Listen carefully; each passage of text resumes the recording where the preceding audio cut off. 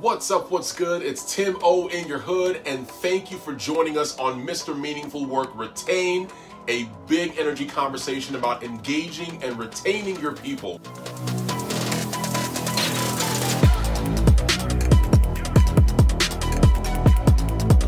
It kind of feels like deja vu a little bit because introducing today's guest reminds me of the time that I interviewed the co-founder of the same company on my last show, the late afternoon show. But today I'm talking with a co-founder and COO of talent acquisition AI company Humanly, Andrew Gardner. Prem was his partner that I talked to 2 years ago, and I just love everything about Andrew and the work that Humanly is doing, both to support hiring managers and to meet candidates in a meaningful, inclusive, and honoring way. In my opinion, and I believe Andrew would agree, that retention and engagement start before an associate even starts in the company. And we'll talk about that today. But before we get started, I just have to give a very special thank you and shout out to Spark for sponsoring this season of the Retain podcast. We all agree that engagement and recognition are at the core of increasing retention and reducing turnover in organizations. And Spark has found the magic that blends industry-verified research, human-centeredness, and cutting-edge technology to help leaders connect with their teams in ways that inspire them to stay. So if you're an HR or people leader, Spark is a must-have in your toolkit. Check them out. Sparkco.com/Mr. Meaningful Work. That's Spark, SPARCK, co.com/Mr. Meaningful Work. As you've probably already heard or will hear throughout the season, we've activated the magic of Spark with some HR leaders that our guests have nominated. So check that out. But today, we're about to jump into the show.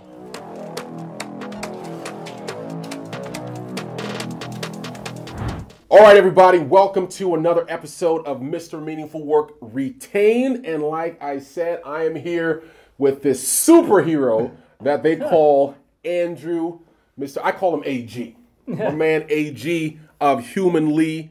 Welcome to the show, my brother. How are you feeling? How are you doing? I'm doing well, man. A little tired, as I know you are with kids and work. And, but everyone is. But yeah. Outside of that, I'm good. I'm excited to be here. Yeah, dude, I think we just live in a constant state of tired, right? Like you can get, I tell my wife this all the time, like you can get a full 8, 7, 6 hours of sleep and just wake up tired. Like, what is that? But like I talk to a lot of people every day, and folks that have like teenage kids or kids in college, folks who have adult kids, and I'm like, just how did you ever get there? Like it's just so far, you know. So, like, and I'm complaining a lot, but there's a lot of good, right? But like, I just look at them and I'm just like, and to them that it's a blur, right?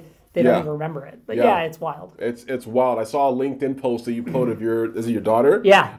When you and Prem were talking about starting the company Humanly, she was not even born yet, or she was paternity leave. So the first call was I'd taken a couple weeks off of my day job at the time, right?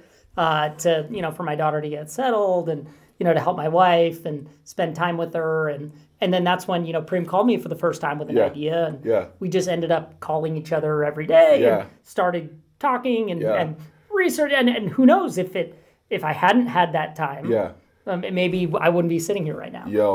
But yeah, it's wild and now she's three and a half and she was in her first ballet performance. So I'm excited for that and so trying to still spend that quality time. For sure.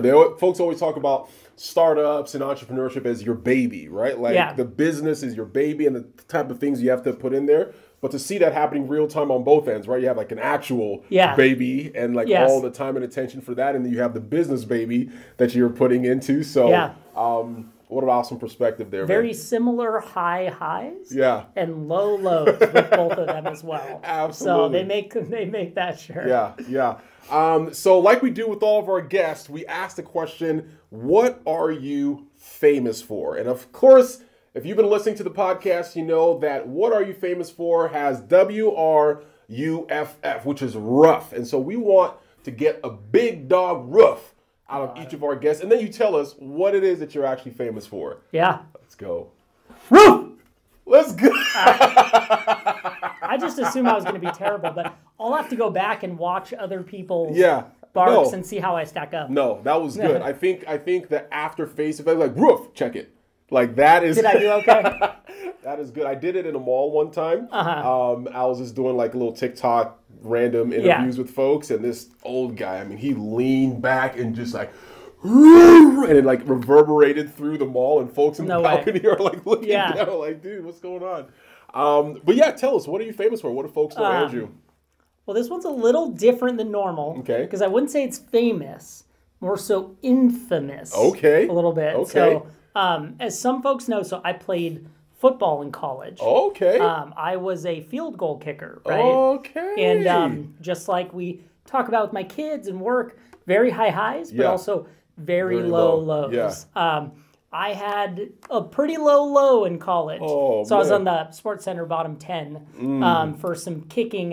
Sports Center like on TV? Yeah, like on ESPN and everything. Oh, so man. yeah, so not necessarily famous, more so infamous. For some pretty Did it like bad. just miss the goalpost? Did you like kick and fall? Like what was? No, so it was so I missed 3 extra points in one game, man. and it happened to be like one of our. So I went to Cal Poly San Luis Obispo, generally a pretty small school, right? Yeah. So we were playing the University of Wisconsin in Madison. Yeah. 95,000 people there. Really, we were big stage. We were about to beat them. Yeah. And, I missed 3 extra points, which was more extra points than I missed. Yeah. Literally my entire life combined. So like I, in high school never missed one, and college hadn't missed one, and then it was. Was it the pressure? Was it the nerves? Like I really, it's kind of like golf a little bit, where like you can't really try harder. You don't really know why. And then like you try and correct it. Yeah. And then if you're trying to correct your slice, you fix it, but then you start pulling the ball. So in the moment it was like 8 degrees outside, 95,000 people there, all the pressure of the game. Like JJ Watt was on Wisconsin.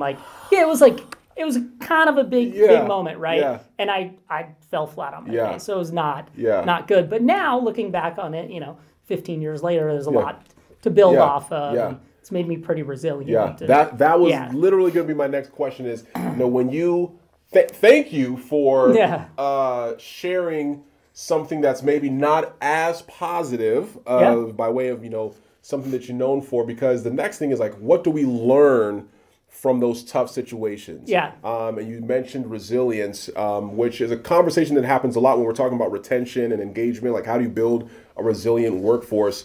But can you give an example of like, when you think about resilience and what happened, back then, how do those things match? I'll say this: it is good to talk about in interviews. So when folks say, "Hey, tell me about a time you've overcome a challenging situation." Pretty good one there to point to, right? Bam. Yeah. Which is a positive. But no, look, I mean, even on our startup journey and seed stage company, we've raised money, and from the outside looking in, all's going great. Like every single one, there's millions of bumps in the road, right? On a day-to-day basis, on a week-to-week basis. You struggle through things, right? Like, again, you have those high moments that are awesome, but there's those challenging ones. And it's almost better, or it's almost harder to respond. It is harder to respond to those tough moments as it is the good moments. Because in the good moments, it's a celebration, right? But in the harder stuff, it's like, how are you going to respond when things aren't going your way? Are you going to lean on folks? Can you be a team player and support each other? And I know I'm rambling now, but I think it's just the reality is in life, we're going to be faced with a ton of challenging things, right? And all you really can do is focus on getting better, right? And what's next, and pushing forward, right? And so that's what it's kind of taught me and allowed me to do. Nice. And I'm sure as you've been on this entrepreneurial journey with Humanly, which is, we talk about retention, we talk about folks that are already in the organization. How do we keep them? How do we continue to inspire them to stay? But what Humanly does is bringing folks in, right? From a talent acquisition, recruiting standpoint. But it's not just purely that. I know I talked to Prem, CEO and co-founder on a previous version of the podcast. Super excited to talk to you. So can you just give us a quick kind of origin story of Humanly and how we got to where we are today? Our origin story, honestly, it ties back to retaining folks. Okay. So Prem and I, we met working at an employee engagement platform. Okay. So like, and it's called Tiny Pulse. I don't know if you've ever used it before, similar to Qualtrics or Culture Amp, or a survey tool to better understand how your employees are feeling, what's missing, bubbling up issues to leadership. So that we didn't found it, right? Yeah. We're first-time founders with Humanly, but we met. Prem was running product. Yeah. I was an enterprise sales guy trying to bring new companies, into the Tiny Pulse journey, and really it started with us getting to know each other, just like trying to help folks better solve problems, right? Like helping them better understand, listen to, respond, like be like value the organization and their organizational values and so forth. And so that's really where we were able to build our relationship off of, and meet a lot of folks that were in hiring maybe, that were running into challenges, that were also solving challenges around retaining and engaging employees, right? And so that's where kind of the journey started for us, and met a bunch of folks that were having challenges around high volume hiring and engaging all candidates in an authentic way, and making sure they're giving everyone an equitable and experience, even while one recruiter is handling tens of thousands of candidates, right? Employer branding now is a huge part of this too, and for consumer facing brands, your employer brand is almost as important as the actual product or service brand. Totally. So all that stuff matters, right? And again, we truly feel Prem and I, and on our that literally the retaining and engaging journey of your employees, it starts all the way from your first touch point in recruiting, right? And it all ties together, right? And the reality is now onboarding and the employee life cycle, folks are generally leaving within 2 years of we're not having lifetime people working for organizations. So how do you start their journey with a positive experience, get them ramped up the fastest, and give them the best experience possible through that, not only to extend that lifetime they have with you, but also the reality is when they leave, how can they be their best advocate for you? Giving them that, hey, parting really good ways, and knowing that they're going to help you recruit other folks. So, dude, I love that the talent acquisition or recruiting product that Humanly is, or at least at the core, started with engagement, retention in mind, or at the heart. If you were to pick maybe one challenge, right? If you're talking to leaders, hiring managers that are trying to add to their team, what would you say is a common challenge that they face in bringing folks in that have a good, having a good experience bringing folks in? Is it just the scale? Like there's just too many? Is it like the mindset? Is it time? Is it like, what is that thing? I would say scale is definitely a big part of, again, for many employers, right? The other piece to it too is tooling, right? Okay. And safe to say, and those in HR, haven't always been given the newest and greatest. And, me being a salesperson the last decade I've been in software, right? I'm always given the shiniest, best tools to be the best salesperson and know how good a job I'm doing and all that, right? Like HR folks haven't got the dusty stuff, if anything. You get the leftovers, right? That's true. And the reality that HR and recruiters are faced with is, even if they're ready to move off one of these old tools they hate, that's slowing them down, that they loathe every single, like you're probably on a 5-year contract, right? Like we have one customer that uses an unnamed, very old school platform that's literally been trying to move for 5 years off of it. Off of that platform. And they just renewed for 2 more. Because the realities they're faced with is the change management and the actual time and energy it takes to change your core HR stack platform is a hell of a lot of work, right? That no one has you're already under-resourced anyways, right? So the challenge really is, hey, how do we arm HR folks and recruiters and talent professionals with relevant tools to today? And it doesn't even have to be the latest and greatest. Like, as great as our tool is, it's not like, we're not Airbnb creating, allowing people to rent their apartments out. That's like life-changing, right? We're just trying to give folks a tool so they can respond quicker and engage them authentically, get them on, remind them to show up for interviews. Like all that stuff matters, and they just haven't ever been able to do that before. Wow. So it's about the tooling, about the actual resources that it would take to meet that demand. I mean, so like literally we have one client, and sorry to cut you off. No, good. Yeah. We have one client that bought Humanly, paying us a lot of money to literally like scheduling and engaging candidate, all that stuff's great and good.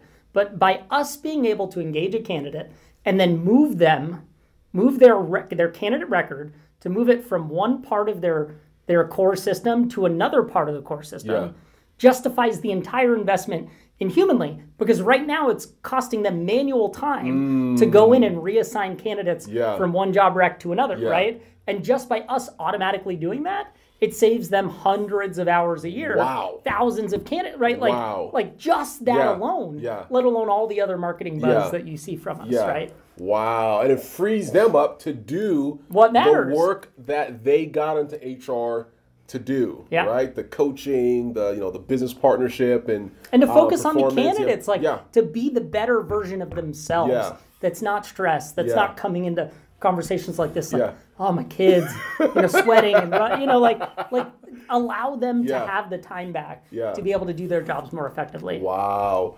So one of the things that I found interesting is, the rate of innovation, right? How things, especially in tech, right? Things are constantly getting shinier and better and new versions and things like that.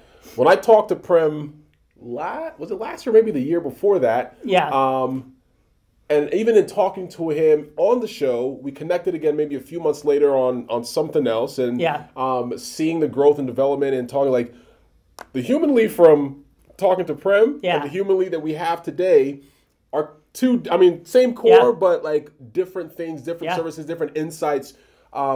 Talk to us a little bit about that innovation journey. How do you keep up? How do you know, like, hey, we're going to kind of stay in this lane for a little bit? Talk to us about that innovation journey. Yeah, I think when you talked to Prem the first time, it was 3 co-founders, and at the time, probably less than 4 folks full-time that were helping us, right? Now you fast forward, we're 22 full-time, right? Nice. So just think, and that's a year and a half, right? Like how much that's changed, right? Independent of the product itself. But like really kind of our journey, it's been a fascinating one from a product perspective and helping folks. It's really, we're like following the thread of just helping people solve problems, right? And I think, it's almost like Maslow's hierarchy, and Prem says, you might have even said on your podcast, right? But like, how do we help folks with their basic needs, right? Like to start with, right? Like, and that's really what we're solving with our automation tool. Like, do humans really need to be emailing back and forth 10 times to just pick a time on the calendar, right? Or like to interview the same 1,000 candidates, 15 minutes for 1,000 people asking the same set of questions, like, and not doing it consistently. And like, so like, how do we meet their basic needs of saving time and allowing them to be more, right? So that was kind of goal 1, right? And then once we started helping folks do that, they look at us and they say, hey, how do we really move the needle when it comes to both quality hire and then also like diversity, equity, inclusion is everything today, right? And folks are now having more budget come to diversity, equity, inclusion to authentically engage all types of people. And it's no longer like, hey, DE&I means I need more underrepresented folks at the top of my recruiting funnel, right? Because that's not enough. You could go source a bunch of folks, and like if your process isn't representative of them, they're gonna say go, exactly, goodbye, right? Like it's a reality, right? So like that was the next challenge. We've now helped you solve the kind of automating what should be automated, but now how do we really move the needle and help folks be the best version of themselves in these very human parts of recruiting, which one is the interview, right? And so we built now an addition to our platform where it sits in on interviews and it provides feedback, not about the candidate, right? There's many platforms focused on candidate efficacy and how good of a candidate you'd be, but more so reflecting on the interviewer and saying, hey, are you talking to, I know I'm talking way too fast right now, which negatively impacts cognition of English as a second language learners, right? So uncovering this interview, which has always been this unknown, right? And turning that into data so you can be the best version of yourself and give everyone as equitable a process as you can. Oh, I love the partnership that you see between the human function, like what people still have to do in partnership with technology and AI and things like that, where people are, there's a book that I'm reading, Trust and Inspire by Stephen Covey, and he talks about intention, right? If your intention doesn't match your behavior, that's where you have that disconnect. And I feel like leaders have good intention. They want to be inclusive, right? They want that diversity. They want to be able to create that psychological safety, that environment where folks can be themselves, but the behavior maybe doesn't reflect it. And so now that we have this technology that comes alongside and say, hey, let us help match your behavior to that intention by saying, hey, your voice inflection is doing this, or your pace is doing this, or the assumption that you made on this particular thing, I did it the other day. Oh my goodness, I almost wanted to punch myself. Somebody had said something about something, my manager did this. And I was like, oh, well, did he say? And it was like, well, it was a she. And I was like, no, well, there's so much of that stuff. Like, so think about it this way. So Prem talks about, he's in Seattle. Yeah. Okay. Big Seattle Mariners fan, right? Like, you think to yourself when you're interviewing someone, like, you have a candidate from Seattle. I'll start the interview talking about the Mariners. Oh, are you a Mariners fan? Like, you don't, no harm in that, right? But what you begin to realize is, like, if you're talking to Seattle candidates about the Mariners for 10 minutes out of a 30-minute interview, and then all the other candidates are just going right into the questions, right? And like does him or her being a Mariner fan make him or her the right end software engineer you're going to hire, right? Or like, does being able to have that rapport building, the at the beginning of an interview that makes you feel like, logically, it makes you feel like the person's better, more like you, right? Like, does that really reflect what's going to make someone successful in the role? And the answer 90% is no, right? And so, like, how do you check yourself? Not that it's a bad thing to connect with folks, but put it in the context of the broader landscape of saying, hey, how do I be the best version of myself in those moments? No, I love that. And it helps folks feel recognized, right? It helps folks feel seen. And if you start your employment journey feeling seen, feeling appreciated, that's going to help, the rest of your experience, within that organization, help you be more engaged and more committed to that organization. One of the things when we talk about just like recognition and feeling seen is, how folks like to feel recognized. We have a awesome sponsor for this podcast, Spark, who does that. They do recognition. Anna's the best. Anna is the best. Yes, Anna, CEO of Spark. And so recognition, engagement, also helping leaders to see those opportunities to better recognize and see and appreciate folks in the way that they want to be appreciated. So I'd like to ask our guests, if we were to ask you, like, what is a way that you feel seen or recognized or appreciated in the workplace? I know this might not tie directly back, but I'm a true believer in not just random acts of kindness, but recognition in moments. Recognition, honestly, in the moment as much as you can, right? So one thing we've really focused on it, so we use Slack internally, but a lot of folks use Teams or other kind of communication tools, right? Just simply having a wins channel, right? Or something like that where you can, at any time, you might be doing something every day, right? You might be working with one of your colleagues and they do something that you feel needs to be recognized, right? Just that little thing. When I see someone give me a shout out, and again, being a leadership team member, you're doing a lot of stuff. So, and you don't always get, folks don't always feel comfortable doing that, right? So even just a little thing hey, I was on a call with Andrew, or I was on a call with Tim, and he did this, such a great job doing this. It doesn't have to be monetary. It doesn't have to be, but those in the moment, pieces of recognition in the midst of the chaos of life we talk about, that could be the difference between you going to calls, just tired and and completely changing your dynamic, your perspective for the rest of the day. Absolutely. Right? Absolutely. I know for me, even if it's, somebody recognizing, I wear these pins on my suits all the time, and I spend an inordinate amount of time trying to figure out which pin matches to the shirt or whatnot. But if I come in and somebody makes a comment, it's oh my goodness, you match that well. like there's a level of confidence that comes in that the next meeting I go to, like validation, sitting up straighter, like it's just those small things, real time, that makes all the difference. So so that's cool. That's good. Yeah. So those little real time in the moment. And they don't have to be big. That's what I was going to say. Like, it doesn't have to be a huge thing. Just those, like, thanks, right? Yeah. Like, and that's what we had at Tiny Pulse. We had things called, like, cheers for peers, where, like, our customers would be, you'd be able to give someone a shout out, right? And we'd actually have, like, a TV up on the wall. You could stream your cheers, right? Nice. Where, like, the piece of recognition would be up in the break room when people had break rooms, right? Back in those days.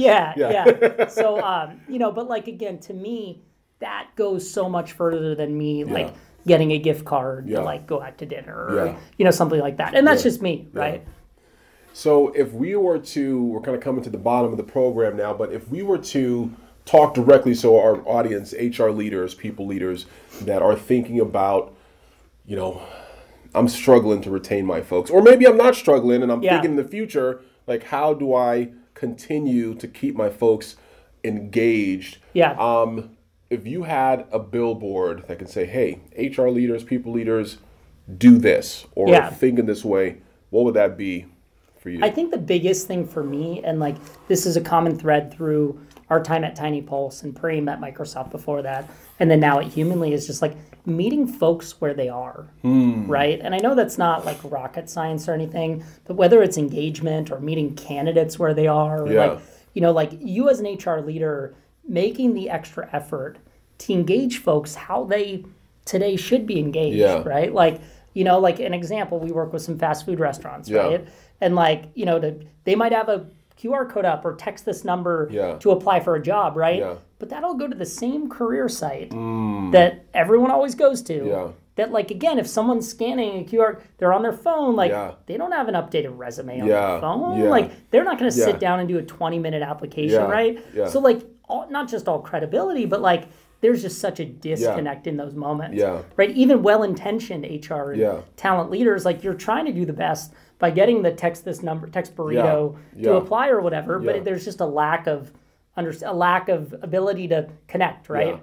And so, like, in those moments, how do you meet them where they are authentically and give them the ability to be themselves, represent themselves, and get into the funnel or be engaged or be retained, or, like, you know, so whether that's like, I don't know, like having a wins channel on Slack, or like, you know, people are in Slack all day, every day, right? Or like things like that are might be small, but it like are authentic, and that stuff matters.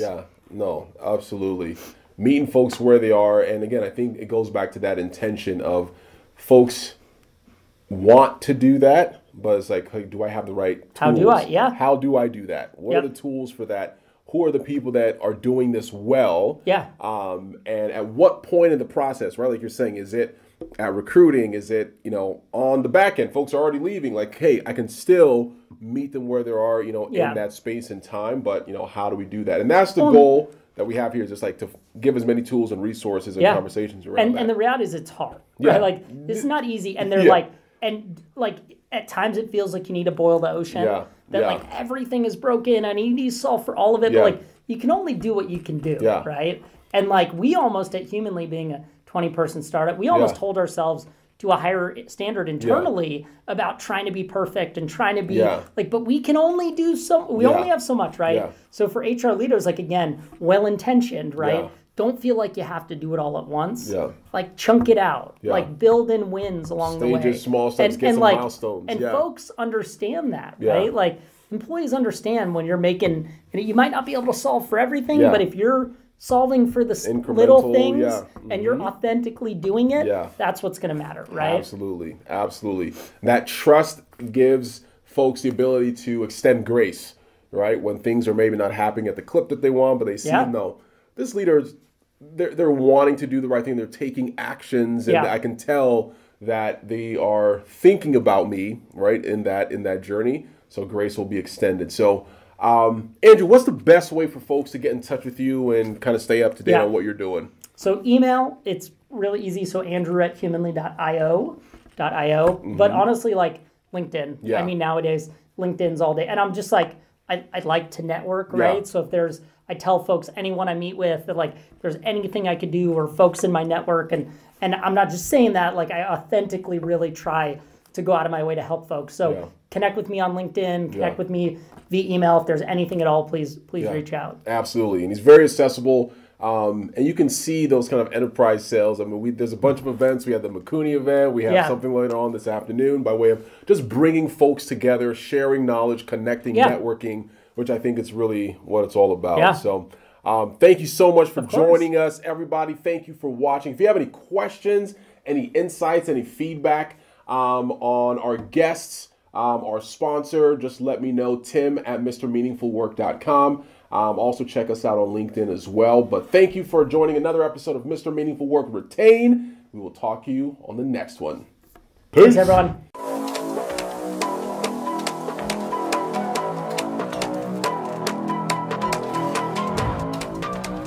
Thank you so much for joining us today, and I would love to hear from you on what you found helpful from today's show, or if you have someone in your network that you would like to recognize or spark, shoot me a message at tim@mrmeaningfulwork.com, or leave a comment on the show content on LinkedIn, or send me a tweet at Mr. Meaningful Work. That's work with no O. Thank you again, and go inspire someone.